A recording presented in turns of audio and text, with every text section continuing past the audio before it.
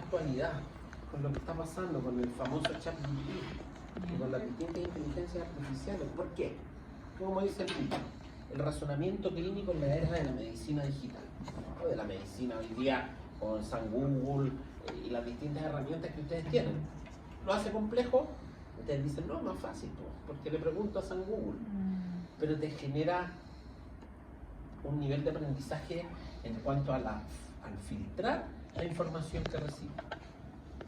Porque no podemos hacerlo igual que en el liceo, cuando lo primero que apareció, no busqué más que eso.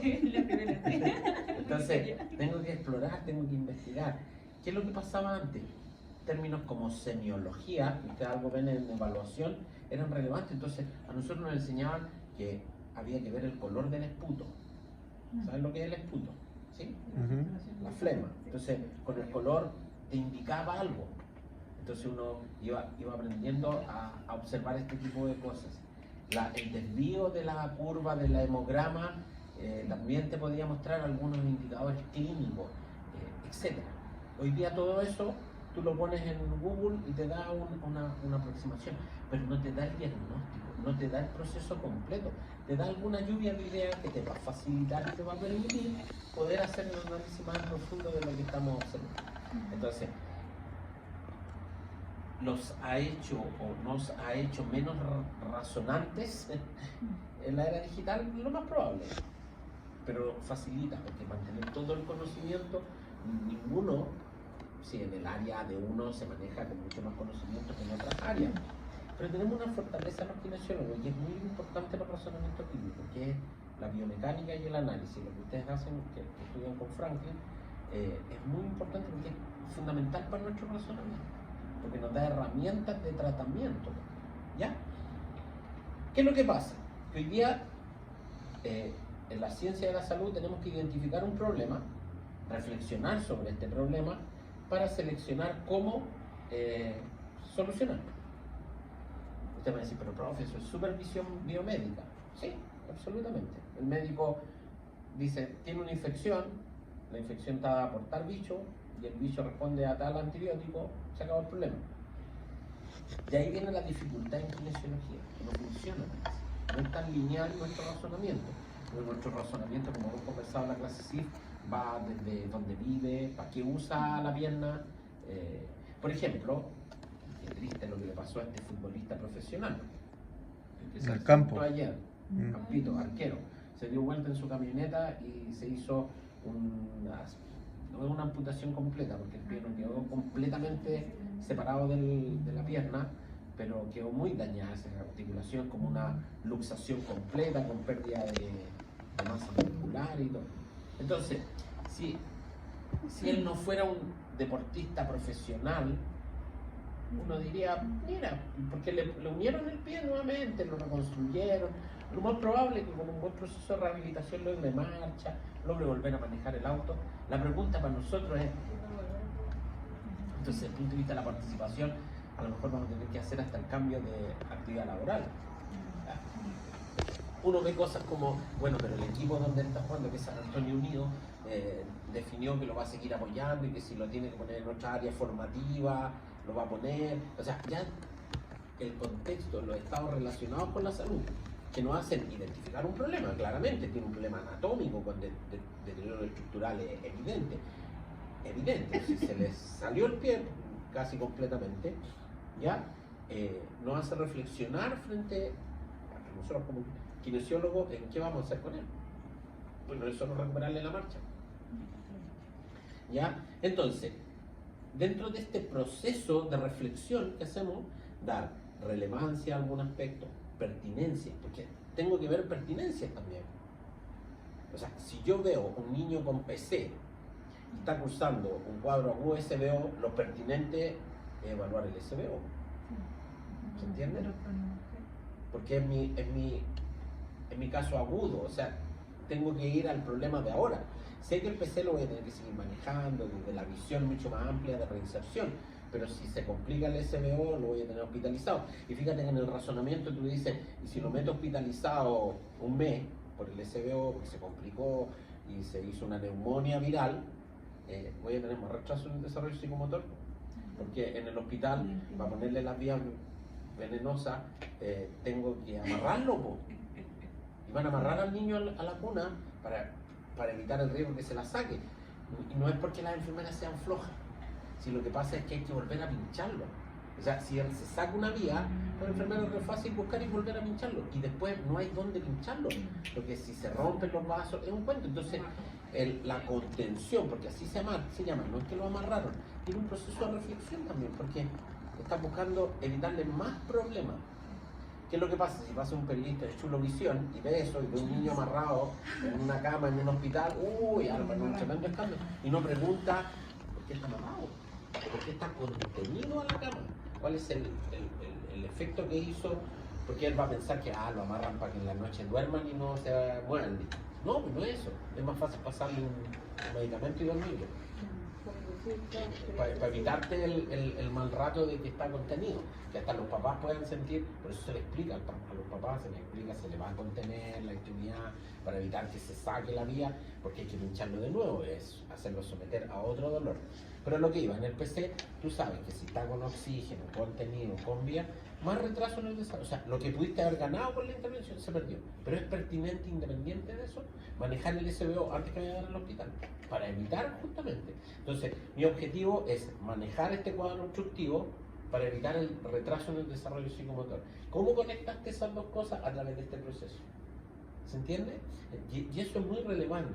¿Ya? Ahí vendría siendo el problema principal ese. Es que en ese momento el problema principal, si yo tengo un chiquito con PC, con un SBO agudo, mi problema principal es el cuadro obstructivo, claro, que estás cursando. Tenemos dos problemas, el PC y pero no, en ese momento el problema principal es ese. Es que hay la parte reflectiva. ¿Cuál es Claro, el primero? El SBO. No quiere, porque lo está enfocando solo desde esta visión del problema ventilatorio que tiene. Ya cuando está estable vuelve a tomar relevancia el problema del retraso del desarrollo psicomotor asociado a la patología que tiene. Por eso van a tener distintos enfoques, distintos métodos y distintos algoritmos, que llamémosle lluvia de ideas. Finalmente un algoritmo es un tipo de lluvia de ideas. ¿Por qué los distintos enfoques y métodos?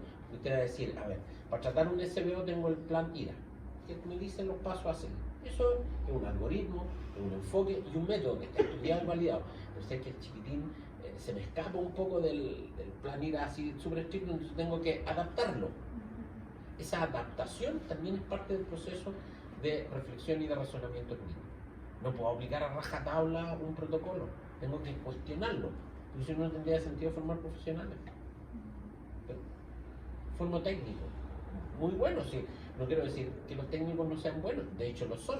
De hecho, en las tomas de muestra habitualmente pinchan mejor que la enfermera coordinadora, porque pinchan tantas veces que tienen mejor mano que la enfermera, que es muy buena de gestión, pero de ahí a pinchar a alguien no tiene la misma expertise.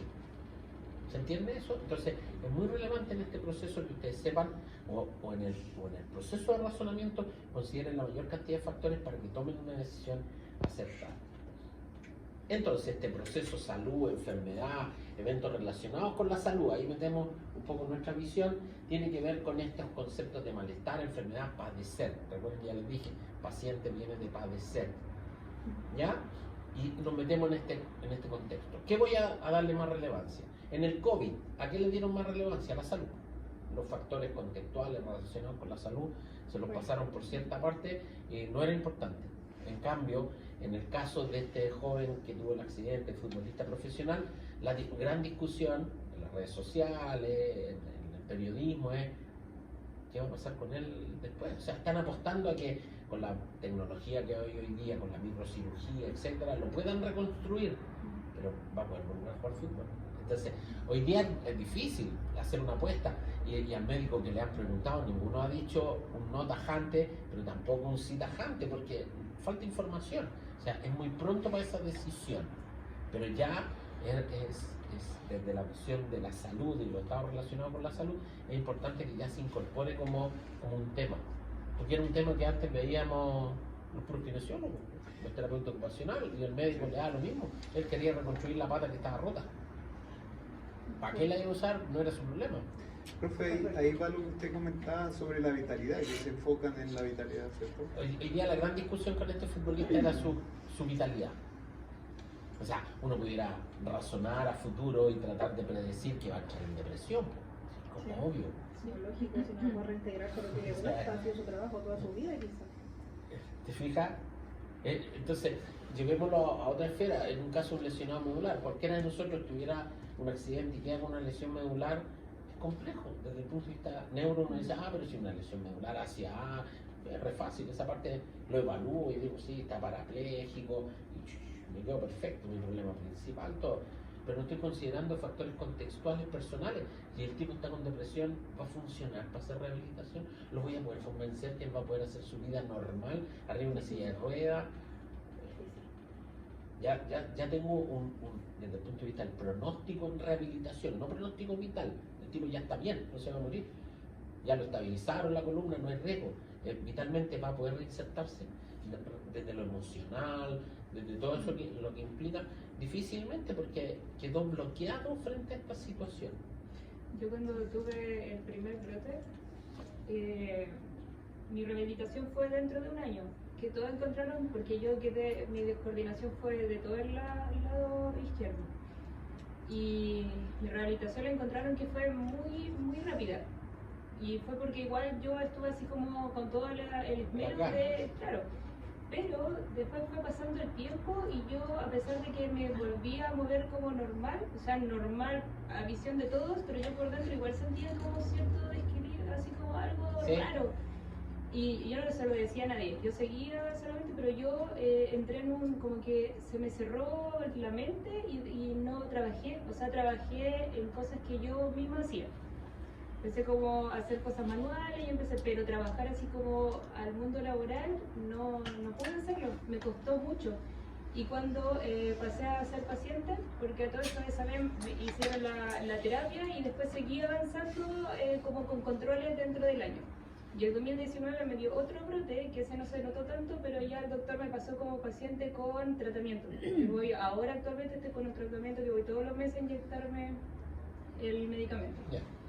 Pero cuando empecé el tratamiento, el primer tratamiento, la enfermera ya, el doctor ahí, el neurólogo hizo su parte y después la enfermera me empezó a tomar los datos, como similar a la CIF, porque te pregunta los datos, qué es lo que hace y cosas así, dónde vive y con quién vive.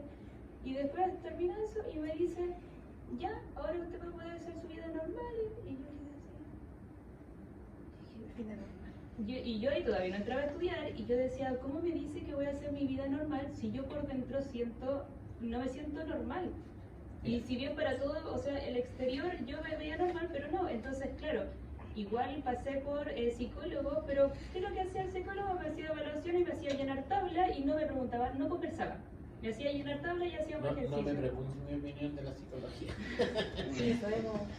Es que es complejo porque cuando tú ves o cuando tú estudias mucha neurología, cada acción, cada movimiento, cada postura tiene mucho que ver con actitudes, tiene que ver con conductas. Por ejemplo, si tú estás en un salón como observador y hay una persona dando una charla, están todos cabeceando, eso te está informando que la charla no debe estar muy entretenida o no tiene la capacidad de motivación del tipo. Sí, te puede tocar el tema más fome del mundo, pero va a depender mucho del interlocutor. Entonces, cuando uno entra en estas situaciones actitudinales que tienen mucho que ver con estados relacionados a la salud, ya yo tengo una visión de nuestra intervención en la vida, porque yo estoy con dolor, yo estoy con esto, pero me pongo el traje y soy kinesiólogo. Y tenemos que tener la capacidad de estar por sobre eso, de forma natural, normal, no tener que usar, no sé, una línea de coca para estar en eso, ¿me entiendes? De forma que te lo dé el delantal, que te lo dé esa acción. Y ahí tú te das cuenta, eventos relacionados con la salud, cuando tú dices esto es vocacional. Sí, está bien, sí, tengo que cobrar mi sueldo, yo tengo que criar hijos, tengo que... Pero cuando tú sientes que vas a trabajar y no vas a la pega, ¿se ha fijado cuando uno dice voy para la pega? Le da esa conceptualización negativa. Sí, me pasó.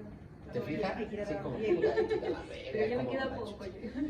Ya, pero ya es martes, ¿no? Y a mí, de hecho llego destruido a la casa, pues yo trabajo a las 7:30 hasta las 10 de la noche con ustedes, todos los días, y llego así, y quedo tirado. De hecho me ducho para relajarme en la noche, para poder acostarme y poder relajar mi cuerpo, porque como llego a las 10 de la noche así con la adrenalina y media full, ya me dormiría a las 2 de la mañana, entonces necesito bajar rápidamente y paso como persona a hacer otra acción, a tener otro rol, el rol de papá. Y no puedo llegar y decirle a mi hijo, no, estoy cansado, que papi, no hay problema, no importa un carajo que estoy cansado. No podís, porque tienes que asumir tu nuevo rol. Pero eso es un estado relacional con eso, pero no por eso me deja de doler la cadera. ¿Te fijas? Me sigue doliendo. Entonces, ¿qué hago? Busco estrategia. Ponte tú la clase de hoy día, como es una clase donde tenemos que conversar, la podríamos hacer una mesa redonda, un poco, le subí las clases, ahí estoy ya en el Educore. La clase es como una ayuda de memoria para mí, para no desviarme tanto del tema, es más que nada eso, es para que después ustedes también le ayude a estudiar, ¿te fijas? Entonces lo puedo hacer sentado. Entonces hoy día voy a llegar con menos dolor, porque la clase es sentada. Es distinto cuando hablo la clase de neuro, porque son prácticas, entonces me tengo que mover más, entonces yo llevo un poco más de dolor. Pero actitudinalmente yo digo, sí, está bien, sí lo siento, como deterioro, yo sé que debo tener algún grado de artrosis, el labro de nuevo dañado, etc. Pero tengo que seguir con mis roles. Y eso es lo que finalmente se llama actitudinal, es lo que se llama conducta humana. Y nuestro cerebro es capaz de eso y de más. Por eso cuando con Miguel le enseña las diferencias del dolor en cada individuo, porque ha estado sometido, entonces se va entrenando. Entonces cada vez siente menos, y no es que esté malo, sino que es una forma de actitud. Y eso también tenemos que aprender a evaluarlo en este contexto, porque evalúo la enfermedad, evalúo los procesos asociados a la enfermedad y los procesos relacionados con la enfermedad. ¿Se entiende? Ahora bien, este problema, que lo estudiamos a través de un síntoma, un signo, etc., nos ayudan a través del análisis de esta información que recibí a tomar una decisión.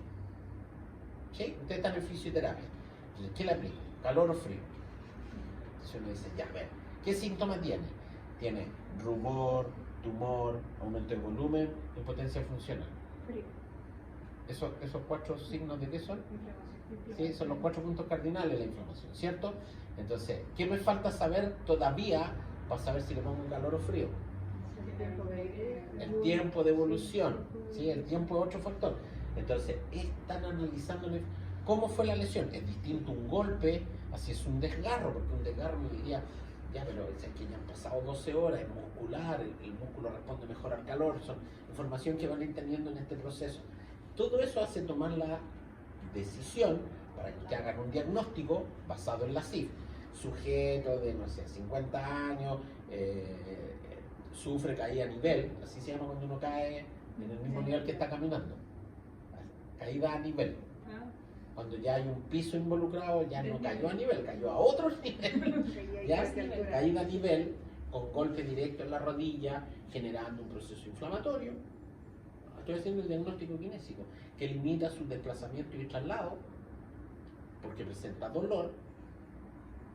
Ojo, hay algunos colegas que no les gusta que el dolor tenga el diagnóstico kinésico, pero hay otros que sí, está lo mismo. En la pasantía me pasó con... Sí, que le produce dolor, impotencia funcional, limitando actividades de la vida diaria que involucren desplazamiento y restringe su participación deportiva, pero no laboral, porque no va igual al trabajo con el dolor de rodilla como juega la pelota.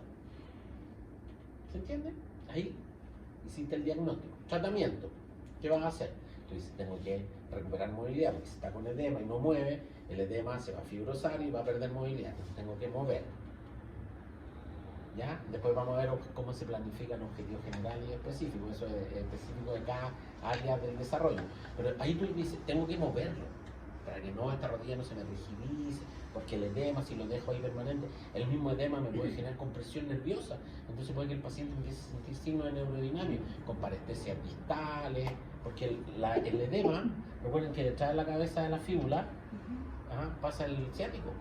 Y si se inflama esa zona y comprime ahí, si uno puede generar, de hecho es uno de los pocos lugares en personas más delgaditas se puede decir, que tú puedes tocar el ciático ahí detrás de la cabeza de la fíbula, hay que tener cuidado, porque si te lo tocas muy fuerte te va a dar un signo de Tinel, porque se sienta... Sí, yo una vez estaba así y me quedé y sentí como una corriente. Ese es el signo de Tinel, se llama, en evaluación le da el señor Miguel, que el golpe directo en el nervio se llama signo de Tinel, en cualquier nervio.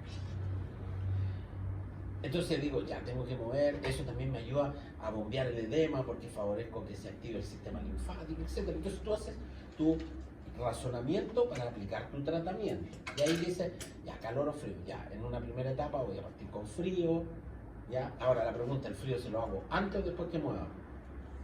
Porque tienes que darle jerarquía, porque tú todavía no tienen todas las herramientas para llegar a eso. Pero ese es el proceso para el diagnóstico, como razonamiento, pero también para el tratamiento y también para el pronóstico.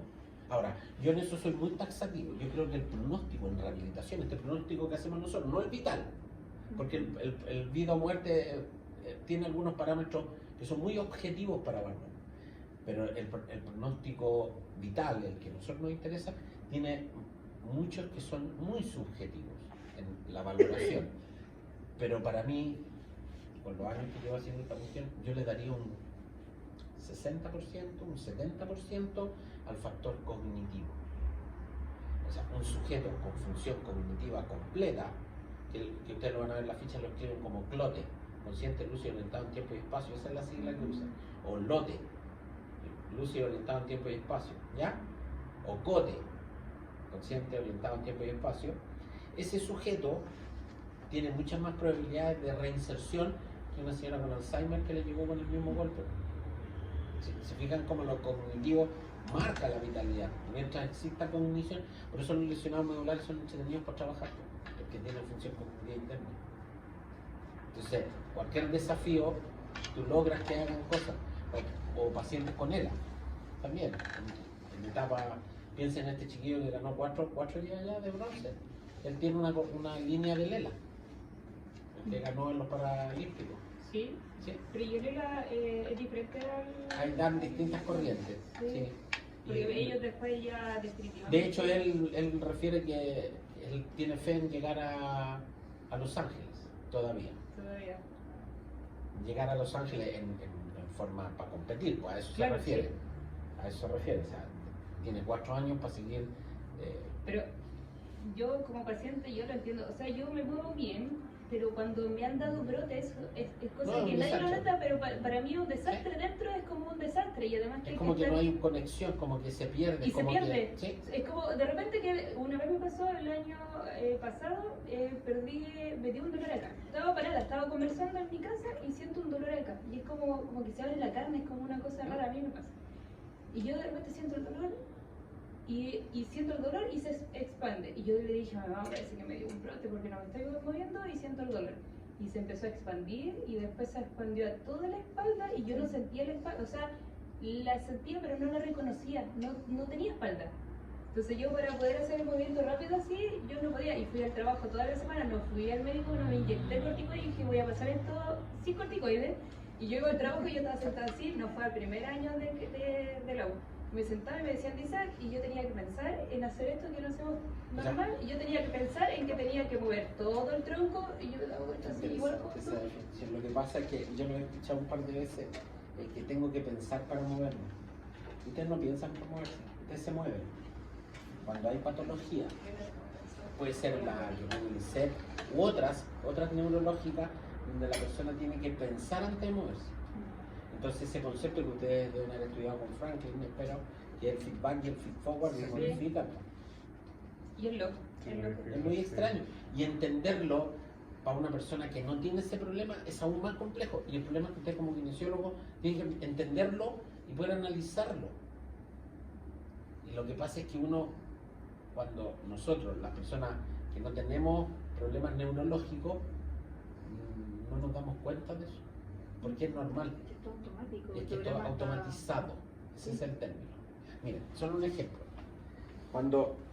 Si yo estoy parado así y voy a ir para allá, ¿qué pie muevo primero?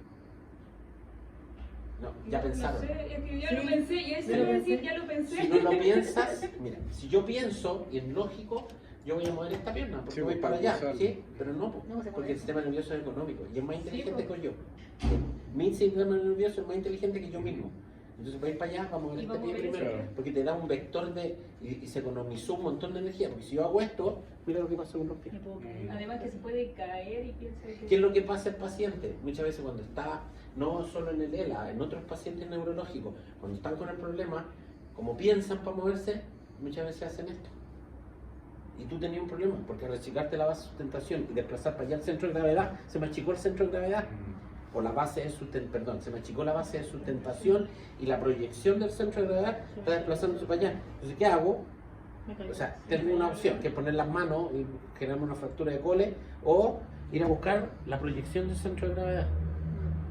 Entonces, mucho del trabajo que hacemos acá tiene mucho aquí, porque yo tengo que anticiparme a eso para poder trabajar con el paciente, porque si no, no me anticipo, se me va a caer el paciente. Por eso es tan relevante este proceso de razonamiento. Y eso, si lo pongo en el computador, no me va a decir eso. Eso tengo que razonarlo desde mi análisis biomecánico, mi entendimiento del movimiento humano. ¿Por qué tengo que conocer el movimiento normal? Por eso cuando ustedes trabajen en el EAM, dicen, oye, va al kinesiólogo, si lo único que hace es sacar a caminar a las viejitas. Pero ustedes hicieron un razonamiento que esa es la mejor estrategia por los factores cognitivos. Pero explicarle al asistente que es eso, una pérdida de tiempo muchas veces. ¿Ya? Entonces, este modelo integral con diagnóstico definitivo implica todo esto. Po. Fíjense. Desde partir por la anamnesis, pasar por las hipótesis diagnósticas, ya una o dos, pero tengo que ver todo esto. Desde el conocimiento científico, la ciencia, lo que ustedes acaban de salir, la ciencia básica, la fisiología. Hoy lo voy a subir la bicicleta ergométrica, ¿sí? ¿Sabe cuánto de presión tiene? Ay, no se la ha tomado, ni se la ya, entonces. O sea, a lo menos toman el pulso y la presión, si lo voy a poner, porque ¿cuánta carga le voy a tirar al paciente? Hoy día la bicicleta es cosa de apretarle las teclitas y nomás ahí te dan carga, pues antes teníamos que girar y más o menos calcular con el roce para Sí, dar eso. en eso me fijé y cuando hice la pasantía, la primera, que ninguno le tomaba Nosotros, signos. yo implementé en el centro donde tú conoces, todos los pacientes, todos, independiente de la edad, sexo, todos se toman la presión, pulso y saturación, todos. Y el que viene con hipertensión le decimos, no, sabes que está hipertenso, vamos a esperar un ratito, a lo mejor que venía rápido porque venía a la hora, la subida y bajada de escalera, Exactamente. esperemos, veamos cómo reacciona. No le bajó, a un paciente le suspendimos la quina. Todos los días llegó con presiones muy altas, lo mandamos, ahora está con Holter, iba a empezar con los ATAP porque no estaba medicamentado. Pero como la presión no se toma habitualmente, Sí. No, pues no la tomo. entonces tú puedes descubrir No la por toman ni la hallazgo suben a la a la bicicleta al tiro. bicicleta, o le metís calor en un paciente que está hipertenso. Hay que hacer sentadillas de una con peso. Por eso te digo, todo Sí, el pues, conocimiento, pasan bicicleta la y después idea es sentadilla al tiro. que lo usemos, po. Si no tiene sentido, ¿para qué aprendemos tanta cabeza de pescado? ¿Por qué? Por eso se llama profesión, porque vamos a formar profesionales, licenciados, porque esta parte es muy importante, para salirse de acá, po. ¿Qué cosa como sí. Porque si no, aquí nos ponemos Que te- solo aquí, solo. Si el pensamiento mágico para el paciente es importante, porque nos ayuda a manejar dolor, pero si me quedo solo aquí, me transformo en compositor de hueso. Porque voy a agregar, sí, todos estos aspectos, afectaciones de la salud, determinantes sociales, expectativas, temores, pero no me puedo quedar solo en el pensamiento mágico. Ahora, ¿hay que aterrizar eso en el paciente? Depende. Porque el paciente dice, no, si va al kinesiólogo, quedó súper bien. El positivismo en el paciente nos ayuda a mejorarlo, a que esté mejor desde el punto de vista de la vitalidad, ¿ya? Pero tampoco que vean como una cosa mágica, porque después se frustran y te frustran a ti como profesional, ¿ya? Este proceso es lento al principio, en el nivel que están ustedes es muy lento, porque ir paso a paso, en la medida en que van avanzando en esta formación continua, formación que estamos todos, estoy yo todavía en un proceso de formación continua, nos ayuda a mejorar el razonamiento y hacerlo más rápido. Por eso uno en las primeras etapas debe hacer un razonamiento que es básico, con la ciencia básica, con la ciencia profesional que van a aprender, no le puedo pedir el mismo nivel de razonamiento a alguien que formamos en un posgrado en neurología que el que le puede pedir a usted en neurología. Pues por una cuestión obvia, o sea, es imposible. Un tipo que viene a una formación de posgrado, por lo menos ha estado 2 o 3 años ya trabajando con pacientes y tiene dudas en su proceso de razonamiento y las va a aclarar un posgrado. Ustedes no han tenido todavía el nivel de contacto con el paciente que tiene una persona que ya ha trabajado en ello. Por lo tanto, sus dudas del razonamiento son mucho más básicas. Lo que estoy viendo es una lesión de cerebelo o de ganglio de la base. Es como obvio. Pero para una persona que ya lleva 3, 4 años atendiendo pacientes, lo ve y dice esto es evidentemente una lesión de eso. O sea, ese proceso de razonamiento es más rápido. Identificar a través de la marcha algunas alteraciones patológicas también. Pero para ustedes todavía dicen, para mí cojea nomás, no me doy cuenta de qué tipo de claudicación tiene. No sé si me logro explicar en este proceso de razonamiento, que es clave. Ahora, meter los diagnósticos o los signos al... Ya, tengo esto, me va a dar una probable guía, pero no me puedo quedar con esa guía. No, porque sería un error desde el razonamiento mismo. Ya. Oye, pero que funciona. Creo que la última sí.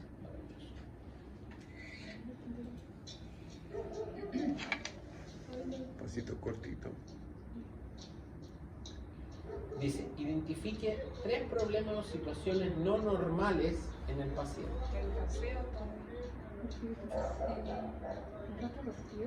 sí.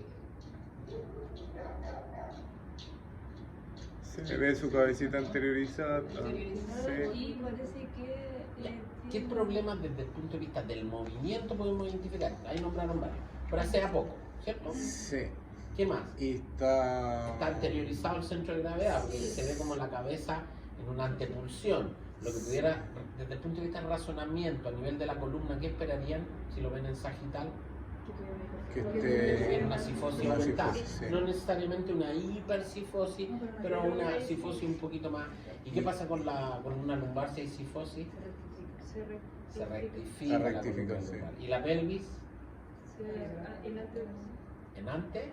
No, en retroversión. Retroversión. Retroversión. Sí, el Ya, sacro y cuando está hay en- retroversión, me da lo mismo el diagnóstico, porque yo creo que ustedes ya saben lo que tiene el paciente, y si la pega el médico, si es re fácil, ¿se fijaron? Todos saben lo que tiene, ¿no? Y además, profe, noto que se está, o sea, con su braceo y todo, está con movimiento en bloqueo, ¿no? Sí, está un poquito en bloque, está rígido, Está por lo rígido. tanto el diagnóstico médico es Parkinson. Parkinson. ¿Ves? Mm. Si la pega el médico es tan fácil. Pero Sí. nosotros, ya, ¿qué músculo a nivel de la cadera debería estar acortado? Si está en retroversión, si está con cifosis amplia, si está con la cabeza en Ah, antepulsión, el... acortado. Los isquiotibiales deben estar más cortos. Ya, por pero el ese es Sí. a psoas. nivel de la cadera por El posterior. psoas. Sí, por Y anterior. por anterior, el psoas. el el psoas. psoas. ¿Por qué? Porque el sacro... No, el sacro no. No, la... Es la postura que tiene No, el no, no, paciente. no, sí estamos de acuerdo, pero explícame la postura, porque sí estamos de acuerdo, el psoas está acortado. Sí. Analizamos y dijimos, la columna está en cifosis, Sí. con rectificación de la columna lumbar, con retroversión pélvica, ya, y la cabeza en antepulsión. ¿Qué pasa con las caderas en esa posición? La cadera, no la pelvis. Siempre es un error muy común que asocian la cadera a la pelvis. ¿Qué pasa con la cadera? ¿Está en? No, eso es la pelvis. La pelvis está en retroversión. Y Y la cadera está en... anteversión. No, la cadera no hace anteversión. Antepulsión. ¿Qué movimiento hace la cadera? Ah, la cadera. Yo conocía. Oh, la cadera. La cadera hace flexión, Ah, ya. extensión. La cadera, Ah. la pelvis. Sí. Ya, ese es un error común y me cuesta en cuarto y me dan ganas de pegarle un cachuchazo. Ya, la pelvis estamos claros, está en retroversión. Sí. Por lo tanto, las espinas ilíacas anterosuperiores están más Más elevado. arriba. Ah, Ya. Y la cadera está acá al lado. sí. La cadera, al yo llevar la pelvis a retroversión, hace una. ¿Verdad? ¿A dónde se movería? Si yo estoy de pie y hago retroversión, ¿qué hacen las caderas? Se van Esto es hacia atrás, anteversión. pues. Si yo hago anteversión, ¿qué hacen las caderas? Se- La cadera. No. Si está en retroversión, se Extensión. va a flexión. Ah, flexión. Las caderas están en flexión Y si la cadera está en flexión, ¿cuál es el más potente flexor de cadera? Eso hace. El sol. Ahí está, pues por eso se acorta. Y al mismo tiempo, como está en esta posición, se acortan los isquiotibiales. Y Claro. la rodilla está en un flexo. Habitualmente las pueden encontrar con un poquito de flexum. Pero ese es el análisis. O sea, por eso se acorta el suelo. Y para el paciente es re cómodo, La porque cadera como está en se flexión. inserta en la columna lumbar, Sí. le ayuda a hacer el bloqueo y camina así. Pues. Claro. Entonces, ¿ustedes lo sintieron que iba arrastrando los pies? Sí. Sí, porque es muy difícil hacer contacto de talón cuando vas en esta posición. Pues. De hecho, siento en el centro de gracia me hacia atrás. Estaría usando el pie anterior. O sea, estaría como que Es siendo que más llega con el dominante pie que- completo, por eso. Más que llegar con el talón, hace como Porque hace un así. aterrizaje con el pie, por decirlo así. Pero- ¿Ya? ¿Se entiende cómo tienen que hacer? Entonces, 3 problemas que fueron identificados por ustedes, posturales, de movimiento, finalmente lo pueden traducir en análisis de movimiento. ¿Ya? Ahora, ¿cuáles son los problemas que tenemos para identificar los problemas del paciente? Que lo vemos primero en un puro plano. Si Sí. lo hubiéramos visto en más plano, nos hubiera ayudado al análisis, ¿cierto? Lo están viendo con ropa, con mucha ropa. Lo ideal sería un salón con una temperatura adecuada para poder verlo con menos ropa. Nos ayudaría desde lo kinésico. Si para pegar el médico es re fácil. Ya. Diagnóstico diferencial, desde la CIE 10.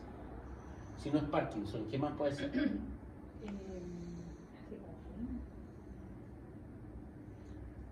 Si no es Parkinson, podría ser. Es Parkinson porque Ya. por el braceo. Sí. Si tuviera un poquito más de braceo, no sería Parkinson. ¿Y cuál sería el diagnóstico diferencial? Podría ir a Huntington, porque podría caerse de No. lado, pero- No, porque el Huntington tiene más corea, tiene más movimiento Sí. involuntario, él tiene Pensando poco. Piensa en algo ortopédico, ¿para qué? No busquen solo neuro. ¿Qué Ah. puede ser ortopédico que haga esta postura? Problema con la cadera. No. Eh, La rodilla. No. Una espondiloartrosis con aplastamientos vertebrales te va a llevar a cifosis. Una persona, una abuelita de 80 años, una persona mayor, ya con aplastamientos vertebrales, las vértebras cuando se fracturan se acuñan y dan Sí. esta misma posición ah, y dan una marcha muy similar. Sí, empezaron con el anterior, ¿verdad? Entonces, hay algunas dificultades que nos pueden dar desde los diagnósticos, claro, porque habría que averiguar, si dice que el caballero no maleó dopa, no hay mucha duda, no. ya, pero ahí tenemos otros antecedentes desde la anamnesis que nos permite llegar a eso. Pero si no tengo más antecedentes, tendría que buscar algunas cosas. Accidente. Tono postural, tonos musculares, antecedentes previos, si tuvo o no anosmia. Se ha visto que los pacientes con Parkinson, uno de los primeros signos que tienen es la anosmia, que es la pérdida del La olfato. pérdida de olfato, sí. ¿Ya? Y podría analizarlo, podría estar frente a un paciente con una espondiloartrosis severa, con aplastamientos vertebrales, con alteraciones de los discos, que me lleva cualquier postura de la columna en cifosis amplia, va a tender a aplanar la columna lumbar, va a tender a llevar la pelvis a retroversión, ¿ya? Y va a llevar los hombros a anteriorización con las escápulas muy abducidas, muy abiertas, que dan esa postura muy similar. Y la escoliosis cuando ya está como muy avanzada. Depende de dónde esté la escoliosis, pero depende, pero también te pudiera dar estos mismos signos. Entonces hay algunas alteraciones ortopédicas que nos permiten o nos pueden llevar a pensar en algunas alteraciones de este tipo. ¿Sí? Entonces no siempre es lo que parece, sino que tengo que confirmarlo. Pero sí los signos que yo puedo observar desde ahí, el lentecimiento de los movimientos, etc. Ahora, hay que pensar que una persona mayor con ese cuadro pudiera tener alguno. Yo me he tocado atender a algunas personas mayores con lumbagos, que te los mandan con una radiografía del terror y con un dolor de espalda muy complejo, y uno dice, es que obvio. O sea, imagínense los pobres multífidos, qué estabilidad le van a dar una columna que está en una cifosis amplia. Entonces requiere musculatura más superficial para estabilizar, y esa musculatura tiene la capacidad de fatigarse rápidamente. Entonces, ¿y qué voy a hacer? Le quito el dolor con compresa. Y le va a quitar el dolor el rato que está. La señora al volver o el caballero al volver a moverse le va a generar dolor porque está filmando desde ahí. Entonces ahí uno pudiera hasta pensar en ayudas técnicas. Si no está mal pensar en bastones, carros de marcha, para aliviar la sintomatología. Pero para eso tengo que hacer un buen razonamiento. Por lo tanto, tengo que tener muy buena observación. No puedo tirarle al voleo a esta cuestión. ni puedo quedarme con lo que te manda el médico. Les conté a ustedes que me llegó una señora con fractura de C1. Sí, Sí. sí. Semana Sí. pasada. Entonces tú decís, ¿qué onda? O sea, es como... Y hoy día me llegó una colega suya, trabaja allá en la NAER, al lado de la NAER, me nombró la unidad. ¿Después la versión? No, para el otro lado. ¿Por especialidad? Para el otro lado, más yendo hacia San Bernardo. No, porque ya es Cabo. Se El fracturó. grupo de abastecimiento. Sí, se fracturó el pie jugando la pelota. Entonces, cuando tú lees fractura de tobillo, dices, chucha, una persona joven haciendo deporte, se hizo cagar la pata. Tiene una fractura no desplazada, un rasgo fractural no desplazado. Está con dolores, obvio, la tuvieron un mes inmovilizada. Y mi problema no es la fractura, po. Si el tiempo que estuve inmovilizada, entonces Claro. le pedí que hiciera, no, ahí no me duele. Para arriba, sí, po. ¿Por qué duele? ¿Por qué duele para arriba y para abajo no? ¿Por qué creen ustedes?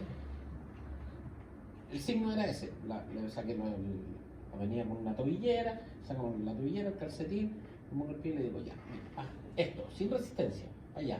No, no me duele, perfecto. Para arriba, sí, ahí me duele, listo.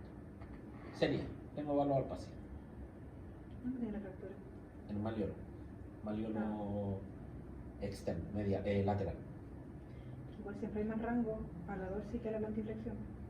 No, siempre hay más rango a la plantiflexión que a Ah, la perdón, lo dije al dorsiflexión. revés. Sí. ¿Ya? Al revés, perdón. Pero no tiene que ver con el rango, tiene que ver con un concepto de fisiología articular.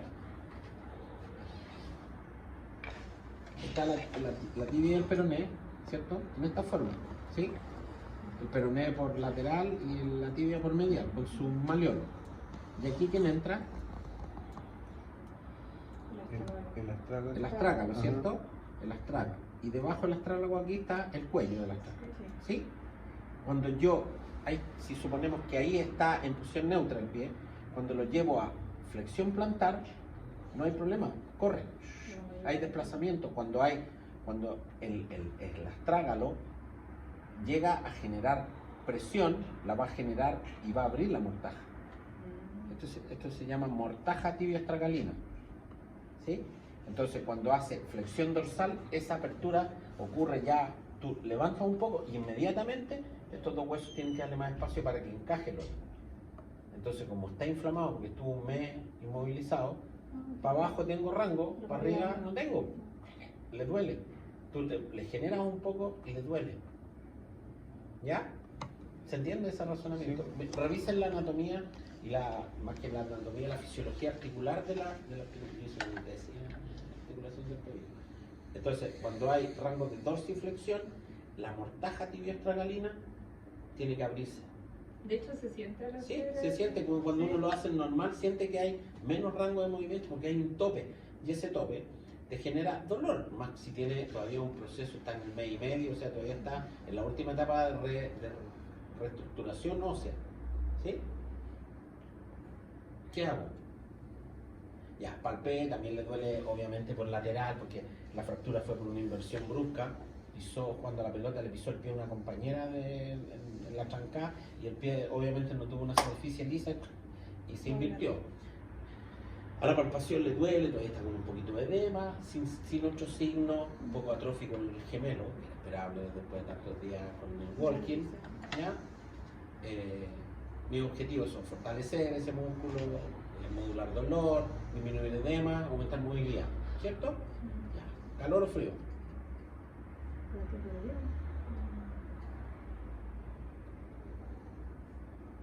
El TENS va, porque está con dolor. Su TENS ahí para bajarle un poco el dolor. Pero le pongo calor o frío. Si lo pensamos así, teóricamente debería ser frío por el tiempo que ha pasado. Pero ya un mes y medio. Sí, pero calor. Ahí te unas posibilidades. Sí, Calor, sí, ¿por qué calor? Porque tengo que todos esos elementos que están así y con edema encima se distiendan. Entonces, calor y después que ella misma trabaje para que ayude al bombeo. Porque además tengo un gemelo que está debilitado, por lo tanto tengo menos retorno. Porque acuérdense que la bomba secundaria es muscular. Entonces, que empiece a mover sin carga. Entonces, pata en alta, calorcito y vamos moviendo. Haga circunducción con el pie, adelante, abajo, ¿cierto? ya tengo medio trabajo hecho. Después le paso una banda elástica y que haga la misma movilización, pero ahora con resistencia.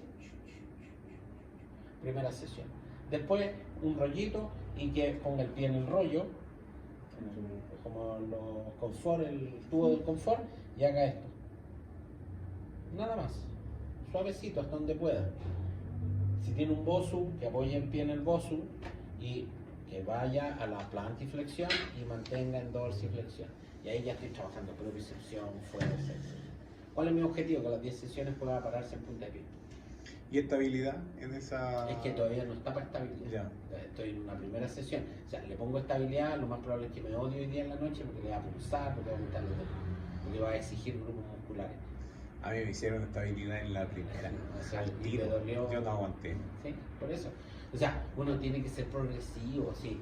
O sea, por muy joven que sea, de 25 años el paciente, no le puedo tirar estabilidad. Ya pararse en el bozo no en pie. Le va a generar mucho edema al final, le va a generar dolor. ¿Y eso favorece que aparezcan las kinefobias? Po. O sea, no voy al kinesiólogo si termino con más dolor. Po. Profe, y después terminada la terapia, todo ese movimiento, ¿es bueno ponerle hielo ahí? Sí, Profe? ahí sí. Ya, Para ayudar a bajar el edema residual de lo que tú moviste. claro. Y en la casa recomendar más que edema, calor o frío, Bien alto. y que mueva para que ayude al bombeo. Y lo que uno busca es que no llegue con mucho edema el segundo día. Si anda bien, yo creo que ya mañana empezamos a trabajar marcha en una colchoneta, a firmar las paralelas. O sea, ni siquiera tirarle todo el peso al pie. Como para que ya el pie empiece a tener más propriocepción, porque tú lo que trabajas no es estabilidad, tú lo que trabajas es propriocepción para que el pie responda. Entonces, cuando sienta la inestabilidad, se active correctamente. El problema es que si lo tiro así la sangre pato, va a activarlo todo y eso le va a generar más dolor y más edema. ¿Y esta chica anduvo con botas? Estas botas... Se llaman walking, la bota ortopédica. Ah, Un ya no se usa eso. Ya no le ponen Depende, eso. depende mucho del paciente, porque entonces los niños todavía están usando el yeso, Ya. porque si no los caballeros sacan las cuestiones y no inmovilizan lo suficiente. Tiene que ver un poco por la aceptación del tratamiento de la persona. O sea, por ejemplo, en una persona adulta, a menos que sea una fractura desplazada y que la puedan reducir con el yeso, porque ahí necesitan que no muevan nada. Claro. ¿Ya? Hoy día también las operan. Muchas veces cuando ven una fractura de maleo que se desplazó, lo operan, le ponen un fierrito y enderezan y ahí te podían andar con un Walking. Por eso digo, depende un poco del manejo del momento agudo, cuando llega la urgencia. El problema es que nosotros no vemos eso, ya nos llega cuando hicieron algo para reparar y tú tenés que devolver la función. ¿Te fijas cómo da lo mismo lo que hizo el médico? Da lo mismo en el sentido, estoy hablando en el buen sentido. Él ya resolvió el problema que él tenía que resolver. Te dejó el cacho a ti. Profe, y ahí esta chica con 25 años llegó con esta Si puede lograr sintomatología.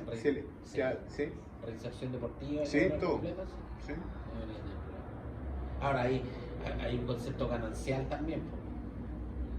Tú lo conoces porque el médico puede definir carga liviana, te sacáis la cuarta y todo eso, porque claro, está con dolor. Ahora, cuánto tiempo ella lo prolongue, depende cuánto vos sea capaz de que el médico le aguante, digamos. No pasa y eso pasa mucho con los pacientes que son ISL, los que son mutuales. También son muy gananciales, porque es maravilloso estar con licencia, que te paguen todo y no te estén controlando y tengáis como libertad de poder moverte. Pero también depende hasta cuándo te puedes tirar el chicle, también funciona así. Ahí ya nos estamos metiendo en aspectos más legales, emocionales que reales. Y muchas veces los pacientes dicen, no, todavía me duele un poco para evitar el retorno laboral, para mantenerse con licencia. Y a ella igual le tomaron la saturación, la presión, Sí, todo. Independiente que tú la veis joven y decís, Claro. y nos sorprendió que está hipertensa. Entonces le digo, no, me parece que tengo hipertensión, ¿cachai? ¿Y cómo no ha ido al médico, no ha hecho algo por su hipertensión? Nos marcó 145 con 89. Oh. Eso es hipertensión, aquí es la que relajé. Y taquicárdica. Ahora, claro, venía caminando con el dolor y todo eso, y que puede ser un mayor esfuerzo. Me hubiera explicado una taquicardia de 90 que tenía.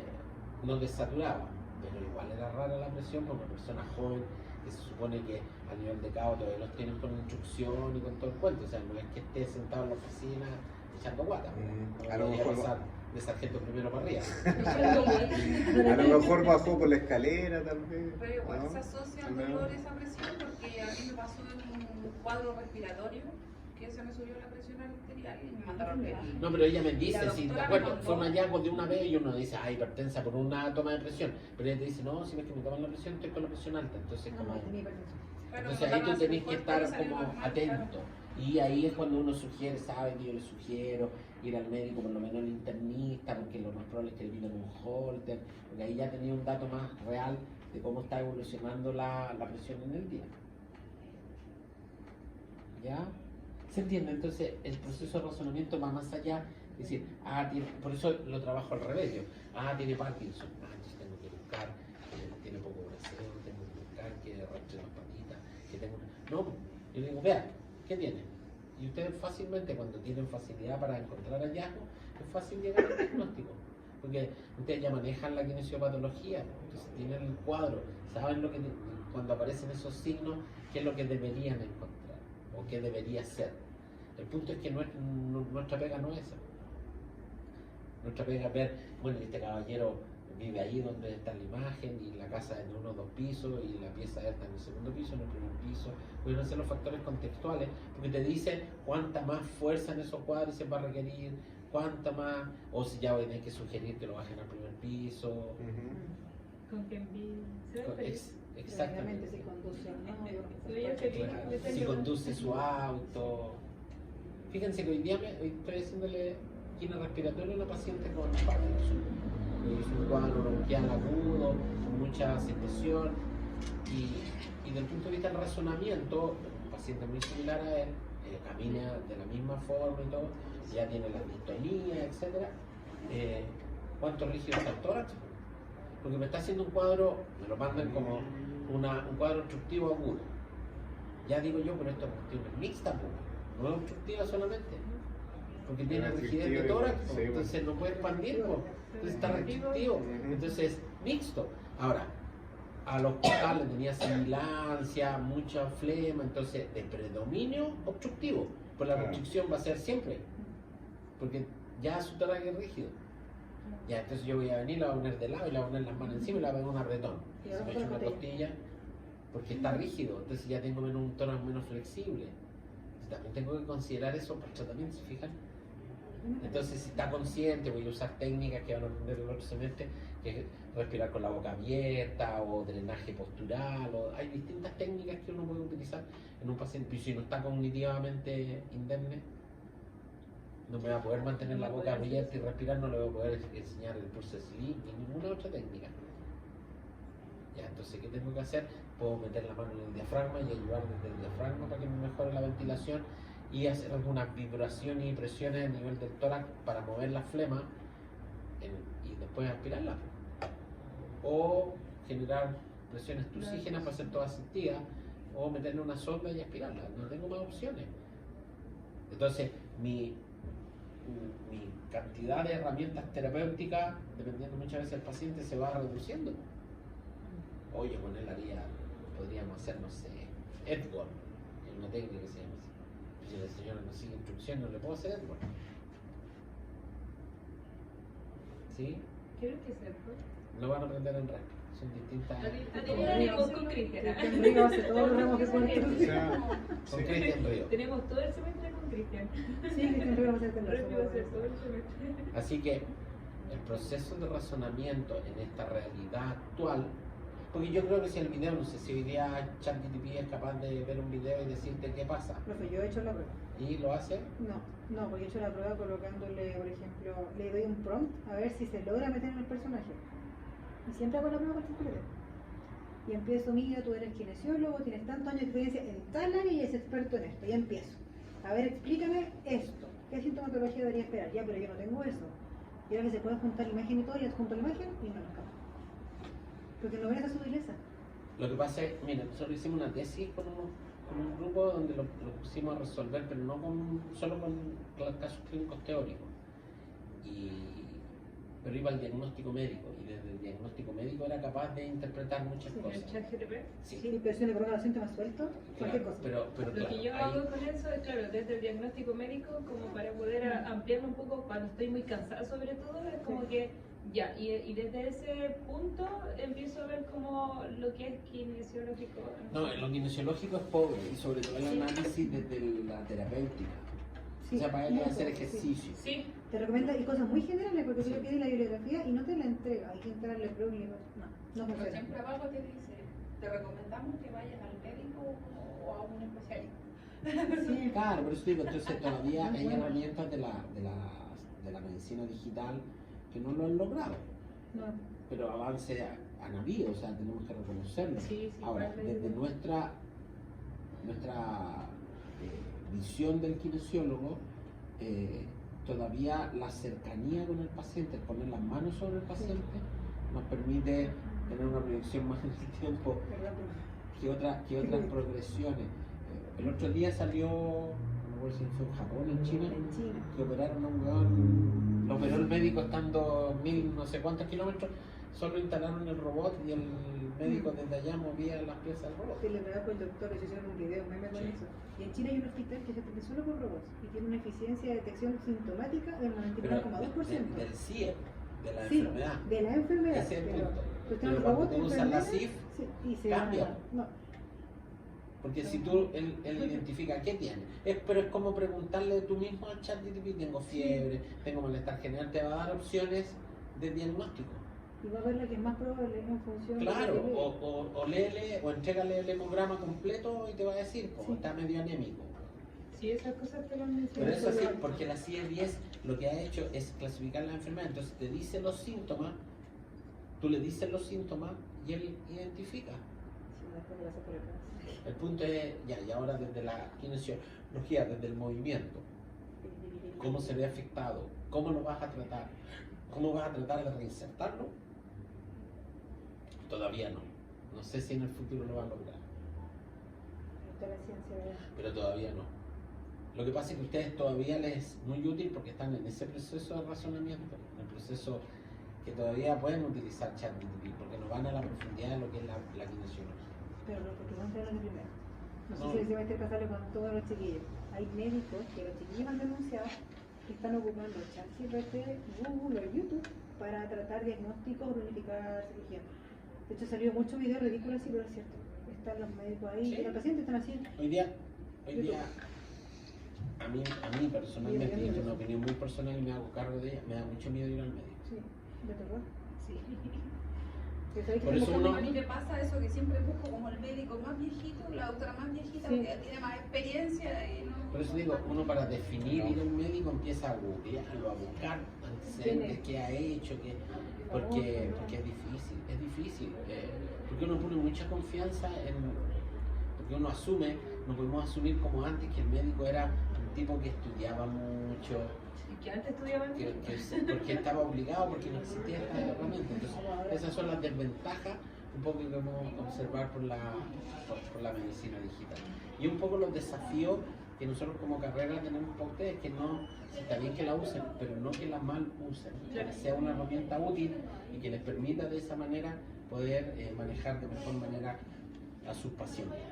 Pero es un riesgo porque es muy tentador. Es muy tentador. La herramienta es tentadora. De hecho, nosotros la estamos usando ahora para el proceso de acreditación para la capacitación de los profes. Pero es distinto, porque son procesos, ya. ¿Cuáles son los 5 puntos claves para el proceso de acreditación institucional de este año? Y te los nombra los 5 y te dice lo específico y lo general para cada uno de esos puntos. Y no es lo mismo decir, ya, ¿cuáles son las 5 intervenciones terapéuticas ideales para este paciente con Parkinson? Dele levodopa, te hablas. No sé, yo creo que estamos más cerca de, aunque era el otro día, el 29 de agosto fue, pero va a ser otra fecha. Ah, como de que el, dijeron que se iba como el que Terminator. Sí, que la IA se iba a apoderar de todo. Pero si ya la IA está, es parte nuestra. O sea, cuando hicieron Terminator, estos tipos, yo no sé si viajaron al futuro o la imaginación era tan amplia como para un poco pasar lo que está pasando en la guerra de Gaza con los israelitas y lo mismo en Ucrania con Rusia, lo más que han destruido, han logrado destruir a través de puros drones. Y un dron es una nave no tripulada.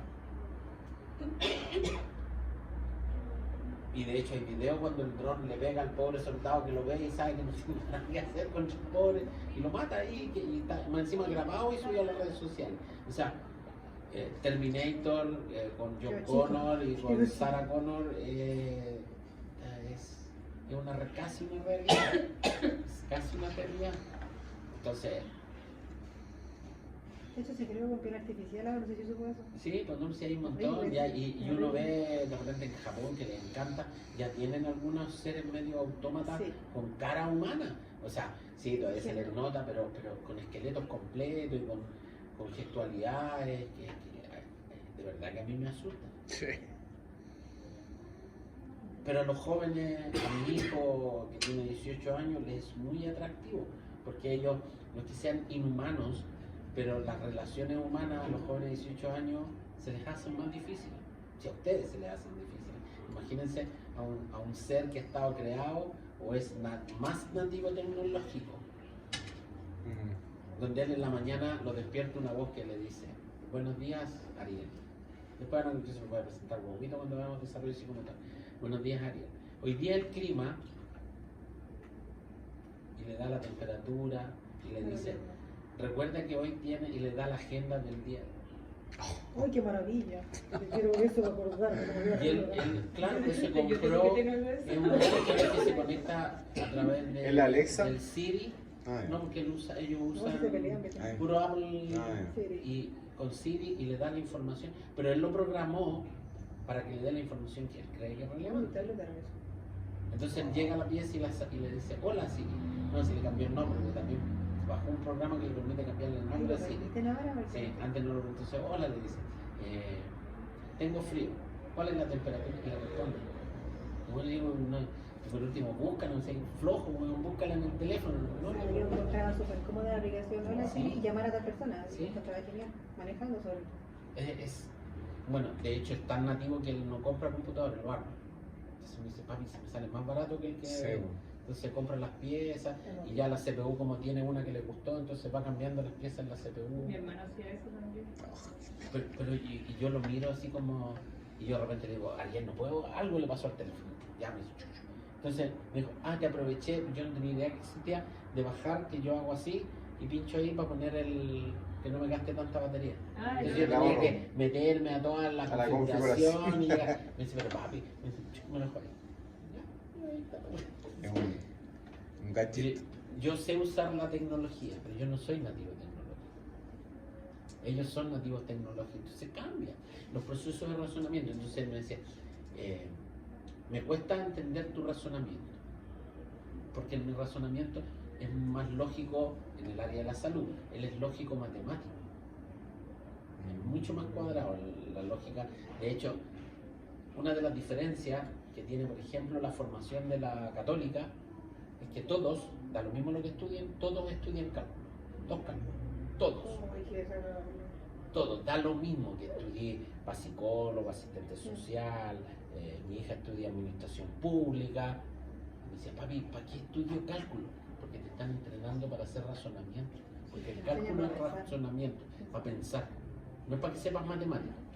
No es el objetivo. Tú ves el programa y lo que buscan es que razonen. Porque si tú razonas correctamente en el cálculo, llegas al resultado. Pero si no lograste un buen razonamiento, vaya a dar ese pescado. Entonces, uno no cree que la educación o la formación te cambie la forma de pensar. Y sí, pues yo conozco a mi hija, y la conozco antes que tuviera cálculo y después que tuvo cálculo, y su razonamiento cambió. Ve las cosas distintas. Porque tiene menos pensamiento mágico. Porque el cálculo no tiene mágica, tiene lógica. Entonces pasan desde lo ideológico a lo real. A mí me pasa con mi hija que el otro día tuve reunión con la Es profesora como más deductivo. y me dijo que No, el cálculo es Es pura cuadrado. lógica matemática.